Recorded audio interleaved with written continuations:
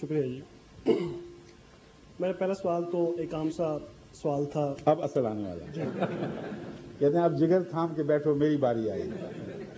میں تیار ہوں، حاضر ہوں. عام طور پہ یہ کہا جاتا ہے کہ اللہ تعالیٰ جو ہے اس نے جو قانون بنایا ہے، قانون اللہ تعالیٰ جو ہے جی ہے نہیں، کیونکہ قرآن کریم نے وحدت میں پیش اس لیے کیا ہے تاکہ کوئی اور اس کا مثیل نہ رہے. جی جی جو اللہ تعالیٰ ہے، اللہ جل شانہ، کیا ہے وہ؟ اللہ جل شانہ ہاں ظاہر ایک واحد ہے. ٹھیک ہے، بالکل صحیح. تو میرا کوشچن یہ ہے کہ عام طور پہ یہ کہا جاتا ہے کہ اللہ تعالیٰ نے جو قانون قدرت بنایا ہے، اللہ تعالیٰ اسی کے مطابق جو ہے چلتا ہے. ٹھیک ہے، اس کی نفی نہیں کی جاتی ہے. ٹھیک ہے. ٹھیک ہے. کوشچن میرا یہ ہے کہ جب حضرت عیسیٰ علیہ السلام جو ہے وہ پیدا ہوئے، تو ان کے بارے میں یہ ہے کہ وہ بن باپ کے پیدا ہوئے. ٹھیک ہے. اس کے بعد بعض لوگ کہتے ہیں کہ انہیں سلیب پہ لٹکا دیا گیا، وہ وہیں پہ قتل ہو گئے. نہیں، وہ تو بعض کہتے ہیں، ہم نہیں کہتے. جی ہم تو کہتے ہیں بچ گئے. جی. بعض لوگ کہتے ہیں کہ انہیں آسمان پہ اٹھا لیا گیا. ٹھیک ہے. اور بعض لوگ کہتے ہیں کہ انہوں نے اس کے بعد وہ خلاف قانون ہے. جی جو دوسری بات ہے. جی جی. اس لیے ہم اس کو نہیں مانتے. جو پہلی بات ہے وہ خدا کے قانون کے خلاف نہیں ہے، اس لیے ہم اس کو مانتے ہیں.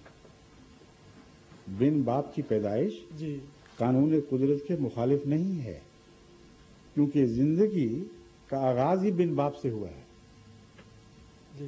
اور تبھی قرآن کریم نے اس سوال کے جواب میں کہ آدم کہ عیسیٰ کا باپ نہیں تھا، اگر اس وجہ سے تم اس کو خدا مانتے ہو، تو فرمایا آدم کی پیدائش پر تو غور کرو کیسی ہوئی تھی. اور آدم کی پیدائش کا آغاز تمام دنیا کے سائنسدان تسلیم کرتے ہیں کہ زندگی ایسی زندگی سے ہوا جو بن باپ کے چلتی تھی، صرف ماں ہی تھی. اس کو کہتے ہیں اے سیکشل ریپروڈکشن.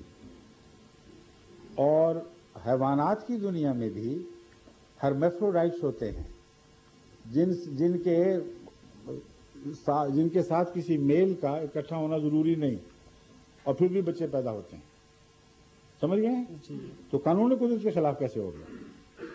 یہ کہہ سکتے ہیں کہ انسانی دنیا میں ہمیں اس قانون قدرت کی اطلاق کی اور مثال دکھائی نہیں دیتی.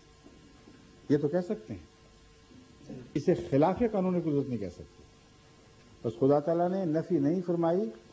اعجازی ایک نشان ہے کہ انسانی زندگی میں بھی یہ واقعہ کر دکھایا جو حیوانی زندگی میں مسلم ہے.